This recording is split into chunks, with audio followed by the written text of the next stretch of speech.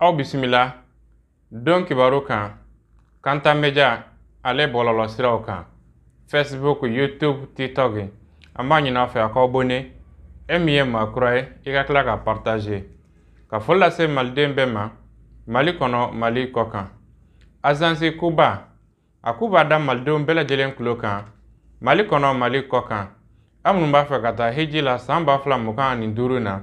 k'a ye wuli a ka taa ka tɔgɔ sɛbɛnw kɛ Agence Kuba Voyage la. O tɛmɛnen kɔfɛ décembre kalo min n'an filɛ la nin ka taa fara janvier kalo kan u kɛlen don ka umra kɛrɛnkɛrɛn labɛn aw ye. Agence STV Voyage min ma ɲɛmaa ye Elhaji Lamine Tarawele ye o k'olu kɛlen bɛ ka umra kɛrɛnkɛrɛn labɛn anw ye décembre kalo in yɛrɛ kɔnɔna na umra min n'a musaka bɛɛ lajɛlen ye $2 bɔɲɔgɔnko ye. Aw minnu b'a fɛ ka taa ka san laban umraw kɛ a ye wuli a ka se Agence STV Voyage la. O jabala filɛ nin ye Kalabankura 30 mètres fiyɛda la. An karamɔgɔ min lɛ Hade Kureshi ale de bɛna da umuradenw kan ka taa ni umura kɛrɛnkɛrɛnnen kɛ Agence STV Voyage ale tɔgɔ la. Nɔnɔmugu gadani da la dumuni ɲuman o bɛ sɔrɔ produit gadani ani a maɲɔgɔnla tɔw bɛɛ lajɛlen na. Aw minnu b'a fɛ ka kɔnɔbara saniya lafiya sɔrɔ nɔnɔmugu gadani a y'o ka taa la ye ka fara a produit tɔw bɛɛ lajɛlen kan. Panacée d'Afrique sirifɛkɛ ka fura min ni a saniyalen don, fura min n'a lasagolen don ka cɛ ɲɛ ka bila an bɛɛ lajɛlen ka bila la. A bɛ sɔrɔ an fɛ Bamakɔ radio Nuru FM na. O tɛmɛnen kɔfɛ radio Kayra ka réseau bɛ fan fan a bɛ Panacée sɔrɔ yen. Panacée ma ɲɛmaa Mohamed Fati Haidara Bamakɔkura a bɛ sɔrɔ a yɛrɛ fana bolo ye. Kunnafoniw min ye jafunukaw ka faraɲɔgɔnkan jɛkulu an k'o de ma ko association jafunu jige. Jafunu jige nin bɛ jafunu funanŋɛnakaw k'olu ko fɔ u ka biro yɛlɛma san 2 o san 2 a bɛ kɛ. Sibirido min ye Bamakɔ mairie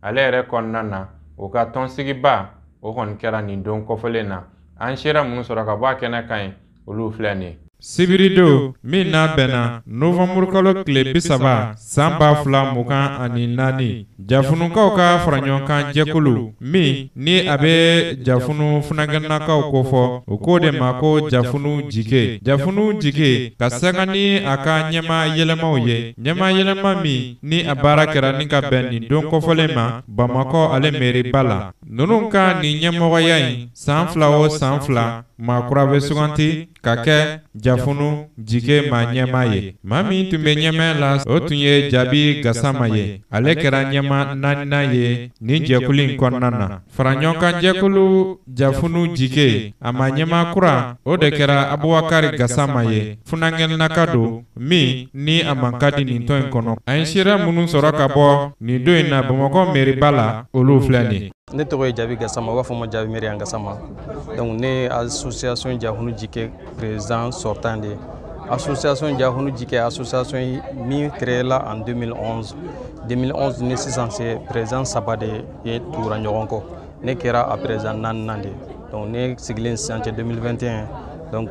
an sera ka baara caman kɛ o kɔnɔna na. An ye tournoi organisé ka se ka an ka 10 ans fɛnɛ ala y'a kɛ association san 10 sɔrɔ k'a sɔrɔ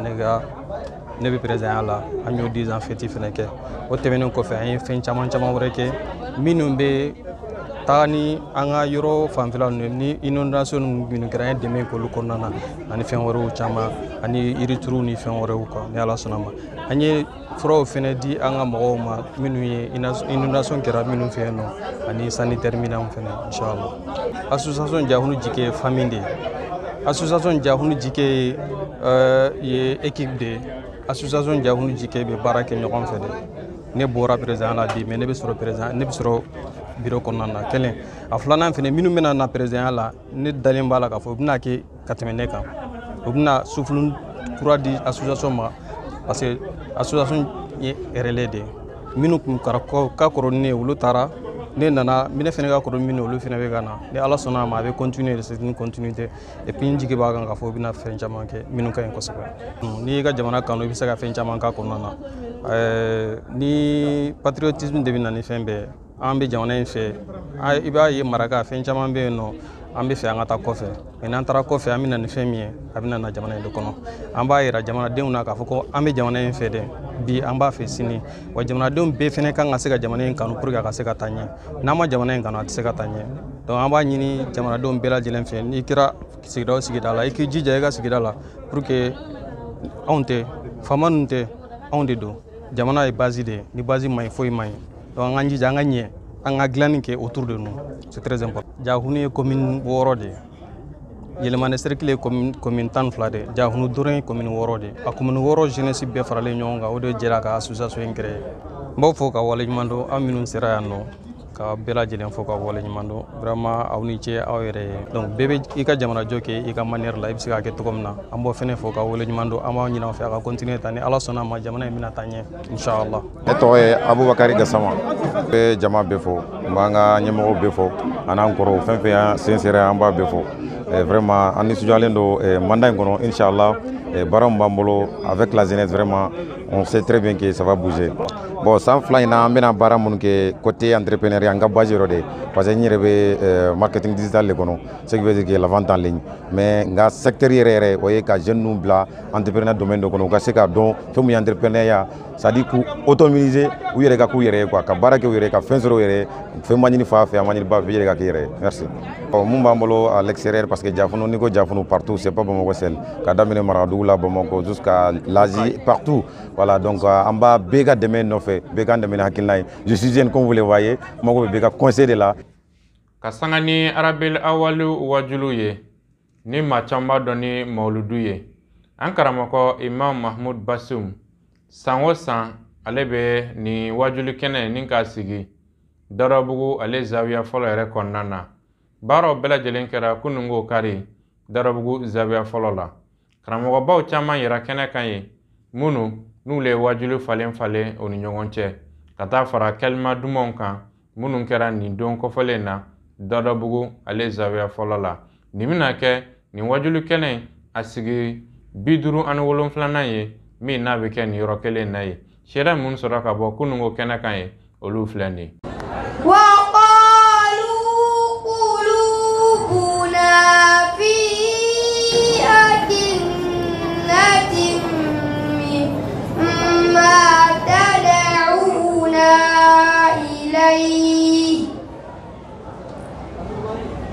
وفي آذاننا وقر ومن بيننا وبينك حجاب. Minanga keneni, mogo kunanduka keneni, adaka kurana ka keneni, kenate minga budu, akorona. Ambalmake anaji nyonga no Mahmud Basumi. Ana bi ɲɔgɔn dɔrɔn hokota sɛbɛn jumali baaraw kɔnɔna na ani silamɛya baara caman na o la hokota sɛbɛn jumali tɔgɔ la président Sherif Ousmane Wadane Hadara tɔgɔ la bureau membre bɛɛ lajɛlen tɔgɔ la ani silamɛtɔn bɛɛ lajɛlen tɔgɔ la an nana se jɔ ka dugawu kɛ ka dugawu fana ɲini aw fɛ ka Ala deli jamana Ala k'a basigi jamana Ala k'a kolosuma kuranɛ Ala k'a kɔrɔta kuranɛ kalanbaw Ala ka barika don an'u na Ala k'a n'olu sabati n'olu sabatira jamana bi sabati n'olu sabatira diɲɛ bi sabati n'olu sabatira laɲini bɛɛ lajɛlen bi sabati Ala ka hɛrɛ k'an n'u ye Ala ka san caman jira an na si kɔnɔ kɛnɛya kɔnɔ lafiya kɔnɔ. Ani karamɔgɔ minnu fana tulo bɛ an na ba ye ladegelibaga de ye an bɛɛ lajɛlen ma ka sababuya kɛ a ye fɛn minnu fara ɲɔgɔn kan qualité minnu fara ɲɔgɔn kan karamɔgɔya kɔnɔna la ka kɛ karamɔgɔ ye ka kɛ mɔgɔ sabalilen ka kɛ mɔgɔ majiginen ka kɛ sinjitugubaga ye a kɛra jigi ye Dawurabugu bɛɛ ye mɔgɔ mɔgɔ tun bɛ bayi dɔn Dawurabugu ye i b'a dɔn a kɛra mɔgɔ ye fana min kun wasalen bɛ n'a yɛrɛ ye bayi kun tɛ kalanden si ta k'a bila ɲɛfɛ alhamdulilayi diɲɛ fɛn dɔ kama n'i y'a ye kalanden o kalanden kanu wala k'a tigi gɛrɛ la i b'a sɔrɔ a y'a gɛrɛ la kalan in de kama. An bɛ dugawu kɛ kɛnɛ Ala ka kɛ hɛrɛ ye Ala ka kɛ jidi ye Ala ka kɛ kɔrɔta ye Ala ka kɛ wasa ye Ala ka san wɛrɛ jira an na Ala ka san wɛrɛ jira an na salamu aleykum wa rahmatulahi taala wa barakatuhu. N bɛna kuma min fɔ ni maa minnu n'a jɛra o dɔw bɛ se k'a témoin an bɔra an bɛ taa Makan an bɛ baara la Mama Basuma a ka kɔlɔsi b'a bolo o de ye n kabakoya la o de ye n kabakoya la o de ye n da la fana k'a fɔ Ala ka jɔn don ala cɛ minnu kɛrɛnkɛrɛn o don parce que bɛɛ tɛ se ka nin kɛ dɛ a bɛ baara la mais a b'a ka ala kosuma la a t'a ka kɔlɔsi bila danfɛn si ye a taara diɲɛ yɔrɔ o yɔrɔ a ma kɔlɔsi bila a taara yɔrɔ o yɔrɔ wa a bɛ baara kɛ ka tila sufɛ a bɛ tila ka n'i sigi n'a ka kɔlɔsi a bolo a bɛ ka ala kosuma a tɛ wari ɲini a tɛ sanu ɲini ko ala dɔrɔn bɛɛ tɛ se k'o kɛ n'i y'o ye maa min na a y'a bolo fila sɔgɔ o la n b'a fɛ k'o de seereya di an k'an bolo fila sɔgɔ cɛw la olu man ca diinɛ kɔnɔna la an bɛ dugawu ɲini ninnu fɛ mais an yɛrɛ fana kan ka dugawu kɛ ninnu ye ala ka ninnu ɲɔgɔnna caya an cɛ la ala ka ninnu ɲɔgɔnnaw caya ni ninnu ɲɔgɔnw cayara wallahi diinɛ bɛ lafiya. Toto Imam Muhammad Ibrahim Basumi alhamdulillah amisali ala kira sallallahu alaihi wasallam ɲinaya san 57 ye mawludi bɛ ɲɛnamaya an fɛ nin zawiya kelen kɔnɔ depuis faw ka waati fo kana bila an yɛrɛ ka waati ma a bɛ sigi mɛnna ka mɔgɔw hakili lajigin n'o ye ala kira sallallahu alaihi wasallam a nana hinɛ ni nɛɛma min kama an ka se ka damu sɔrɔ o la ka mɔgɔw hakili lajigin ala kira ka ɲɛnamaya ani gɛlɛya min sɔrɔ a ye nɔgɔya min sɔrɔ ka bɔda min ka ye an ma sigi o de kama o filanan ye jumɛn de ye ka kuranna kalan kuranna jiginna o de kama kuranna mana makuni kama ka sali ala kira ka sallallahu alaihi wasallam diɲɛ ni lahara mago bɛɛ lajɛlen bɛ ale de kɔnɔ n'i ye kuranna kalan mago min kama a b'o de dilan o dun fana la jamana in bɛ yɔrɔ min na ni an y'a daminɛ ni o de ye ka dugawu kɛ jamana ye ala ka jamana in basigi ala ka basigi don jamana kɔnɔ hakilisigi ni basigi ala ka di jamanaden kelen-kelenna bɛɛ lajɛlen ma an ka maa minnu fana fatura silamɛ cɛman na musoman ka dugawu kɛ ka hinɛ u la ka yafu ma ni kuranna hɔrɔma ye ɲɛnamaya bɛ minnu bolo fana bi gɛlɛya min bɛ ala ka wuli ka nɔgɔya kɛ an bɛɛ lajɛlen ye an y'a dabɔ nin de kama balimaw ni sinjiw ni silamɛ bɛɛ ka ɲɔgɔn sɔrɔ yan alakira ko la alakira ka sunna ɲɛnamayali la an nana o de la inshallah billahi ko ŋuni de san sɔrɔ jurukɔ i n'a fɔ kibaruya tɛ se ka taa bi ni aw tɛ o don an b'aw fɔ ka waliɲuman dɔn a n'an balima minnu y'an dɛmɛ ni dɔrɔmɛ minnu y'an dɛmɛ ni hakilinata ye minnu y'an dɛmɛ ni dɔw ye an bɛ dugawu kɛ bɛɛ lajɛlen ye ala ka hɛrɛ kɛ bɛɛ lajɛlen ye san caman bɛ ala bolo ala ka yira an bɛɛ lajɛlen na gɛlɛya bɛ an kan ala ka wuli nɔgɔya tigi ala de ye ala ka nɔgɔya kan bɛɛ lajɛlen ye bɛɛ lajɛlen ka hami ni ghami ala b'a dɔn hami bɛ fɔ jama ye mais ghami o bɛ ni ala de cɛ ala de bɛ se ka dilan ala kan bɛ hami dilan fɛn o fɛn ni ala taala ta bɛ bɛn inshallah min bɛ ɲini bɛɛ lajɛlen fɛ an ka baara kɛ ni ala subhanahu wa taala ka kuranna ban ye n'o ye wa'tasimu bihablillahi jami'an wala tafarraqu n'an ye ɲɔgɔn minɛ tɛgɛ minɛ ka ɲɔgɔn sen bila ni ala taala sɔnna la ɲini bɛ sabati surtout kɛrɛnkɛrɛnnenya la maliyɛndenw bi surtout ka taa se silamɛ kulu yɛrɛ ma n'an ye ɲɔgɔn minɛ ala y'a fɔ cogo min na ni tiɲɛ yɛrɛ la tɔɔrɔ bɛ ban gɛlɛya bɛ ban jogo juguya min bɛ yen o bɛ ban wa ala taala ko k'an ka ɲɔgɔn minɛ ni juruba kelen ye an k'o minɛ n'o kɛra baara bɛ ɲɛ fana o dun fana mɛn ala taala ko kuranna ba in kɔnɔ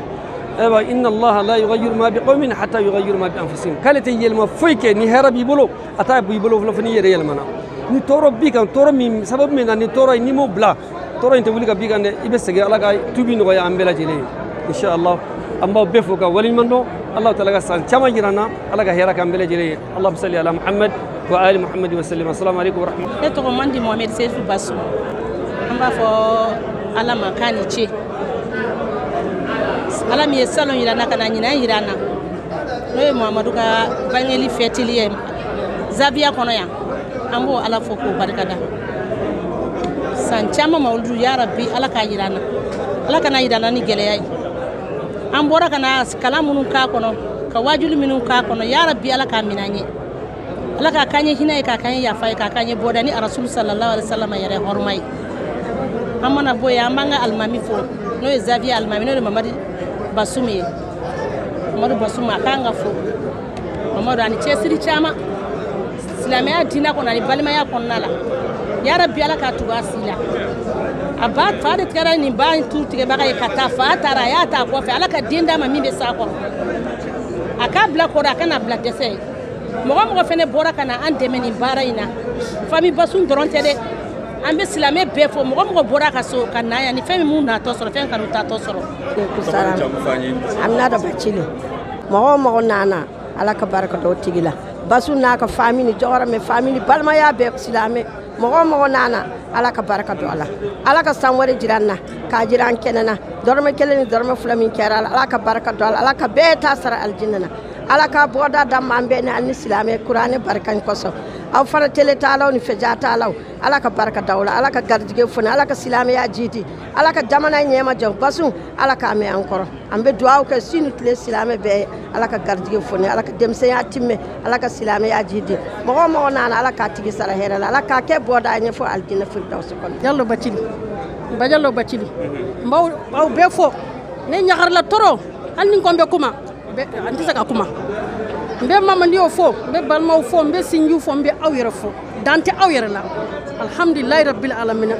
Nyakar la si ani kene laban ko nyuma ya rabbi ala ka ke am bela jeli nyana. Ya rabbi ya malaka hina tabo la ka ya fa. Ne kor muso ya befo. Ne to boy Bachili. Mo ko ba membe ambi. Oye nedel. Anga mo ko ban fe mo fentumia ala barka la be sa ne de tore ne fon ala ko kon ambe barka da almami u fawde sar mun ala ka farasina ajida ala ne to men har sa ala ka do fara kan aw faw mo muso ala ka dalem ani ala tan ka barkata dawiya ka bi ambe boko solo fo ambe biye ambe ala zalika barkata ambe duwa kay suni sile ala ka do fara fangal hamina ko be no ya ala ka salam ya jidi abe mun ni ala ka dawma aw ka kisi gere ma gere ka kisa uma salli ala muhammad anya damina anka ce korba udin anka mutorba min tumbe few tara mamma yata kabiya ta tawon ta fende be faraka ambi barkata ala barkata ka alida ale munte ala ka farakina ala ka barka fendam kan ni fende sabab amme se ngofo tumbe ta aka dogo bi membe be sara dara ala ka tira be ala kan mo be ala dalli yitkata ki dento anya ala ka barkata mamma aya barka fenda aya mutora faw ma to ala ka ken ya dama ka gadi ko mandan hari ala ka do farala ya ala ka barka do mali bel ala ka nyini fembe sabat ala ka ken ya dima ala ka basi ko mali be kono ala ka basi o mali be felo ala ka gadi ko mali bela den muton ni dem seni mako korbabe ala ka mali ala ko mali ka ala ka mali sabati Ministre Nyama General Ablaye Maiga ka sangani jamana kuntigi ay dana min tagada uka ka sangani baraba munum kalfala uma alamsado aye laseke laseso bala mi nabitale ke baraba wolon fla bonyonkula anga je ka shira wala be fuli bla anga jamana de bela malien bela jeli aka kanga kuma damne la ka fuli bla ka se masalama le ma andamray utumele ko me fuli bla ka ni shanga jamana ni moma général d'armée Assimi Goïta moi ka danata ka danire kan ka ke jamana anga jamana premier ministre ani ministre munu numida no gouvernement croy kunun ko ala barkala gouvernement ka dogo kunsigili no fo ma ko conseil des ministres o kera jamana nyamo re o présider donc ko kun ko nala anga jamana nyamo e ca gafe dam aka lañini re mo ka nyashi gouvernement o gafe kɔnɔna la jɔsen seginba la baara mun ɲininen bɛ gouvernement fɛ o jɔsen fɔlɔ o ye lakanabaliya k'o kɛlɛ an ka jamana kɔnɔ hali bi ka se ka o baara la sabati jɔsen filanan o ye baara minnu daminɛra mali kura fanfɛla fɛ n'an b'o wele ko réforme ani yurugu kɛlɛli hali bi ka se ka o fana la sabati k'an jija o baara la kosɛbɛ jɔsen sabanan o ye jamanadenw tɔɔrɔ b'u kan n'o ye dunkafa fanfɛla ye n'u ka laɲini o bɛɛ bɛ se ka sabati cogo min na musakako fanfɛ ani baara fanfɛ jɔsen naaninan o ye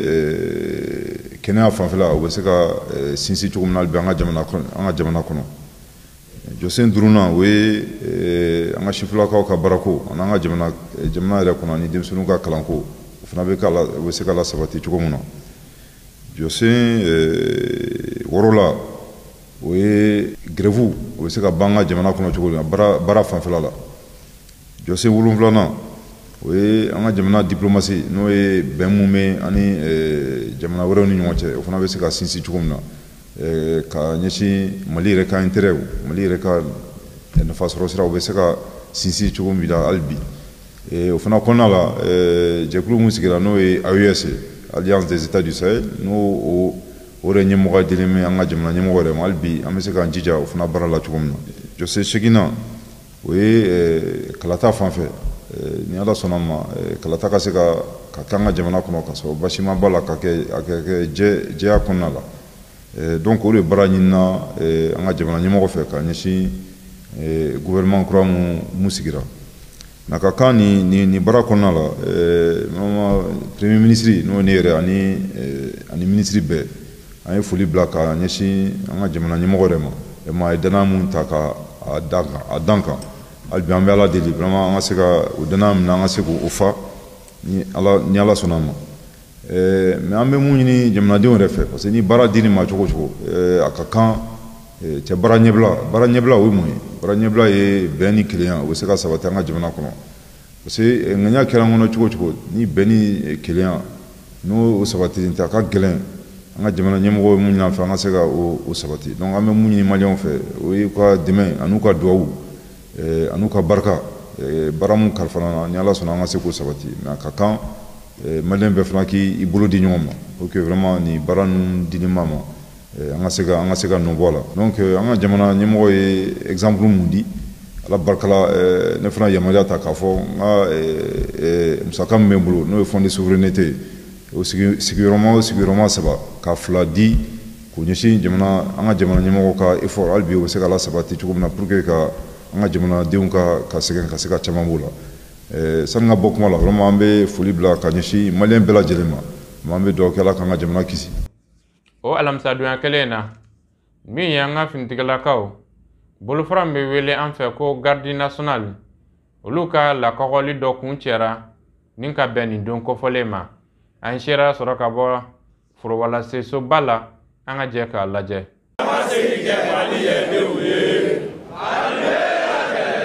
nin ye deuxième vague du contingent 2021 garde national maaw bɔlen kalo 4 joli kalan kɔfɛ sɔrdasiya baara kalansen camanw kan i n'a fɔ sariyaw lakana siraba kan sariyaw kɛlɛ fɛɛrɛw ani fɛn caman wɛrɛw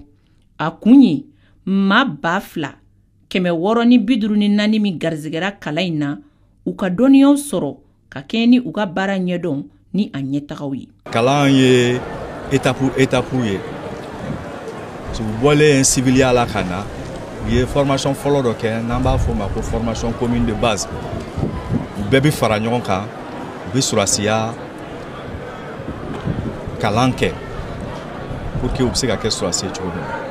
n'o bɔra la i b'a dɔn surasiya ye dubaw ye bon duba bɛɛ n'a ka spécificité don ni formation professionnelle ninnu de b'a to par exemple minnu bɛ gardiya la u bɛ se ka en plus que u ni tɔw bɛ jɛ ka mun kɛ gardiya yɛrɛ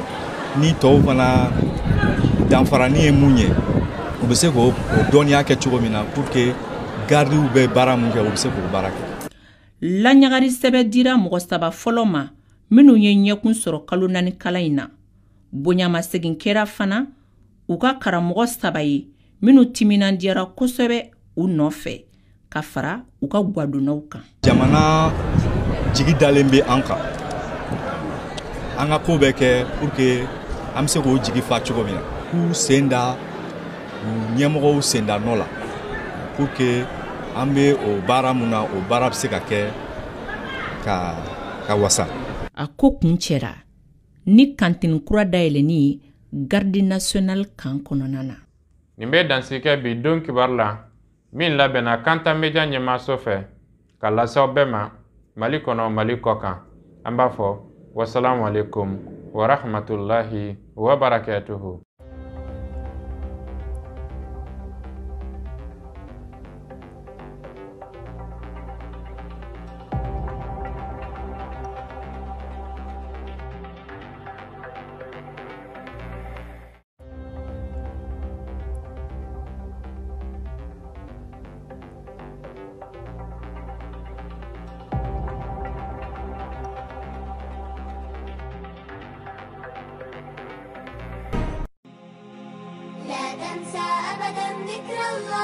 École Khalifa Franco-Arabe denmansaw hami ani jɔyɔrɔ banna an minnu tun bɛ ka hami denw ka kalanko la École Khalifa Franco-Arabe a hamina ni aw denw ladonko ɲuman ye hakaja jardin fo ka taa bila premier cycle fo 6e année tɔgɔ sɛbɛn baara olu bɛ sen na k'a daminɛ nɛgɛ kaɲa 8 fo ka taa bila nɛgɛ kaɲa 18 na Franco-Arabe Khalifa k'a b'a da denmansa kelen-kelenna bɛɛ lajɛlen tulo kan wuli kuma dɔ o ka fisa ni sen ka di ye o hamina kosɛbɛ denw la kɔlɔsiliko la hakaja min ye caméra de surveillance ye kilasi kelen-kelenna bɛɛ lajɛlen kɔnɔ koro kɔnɔnaw hali dalalaw Franco-Arabe Khalifa a hamina ni denw ka sécurité o tɛ yɔrɔ filima la ATT-bugu 700 sugu yɛrɛ i bɛ don kare fɛ ten cɔye k'i ɲɛsin kɔrɔ ma ribare i kini fɛ Inyebeshu école Farango Arabu Khalifa kan. Ni bɛɛ tɛmɛnen kɔfɛ ni maa min bɛ kunnafoni wɛrɛ ɲini nɛgɛjuru sira filɛ o de 91 22 73 50 walima 89 44 38 88 école Khalifa Farango Arabu ini denmisɛnw ladonko ɲuman.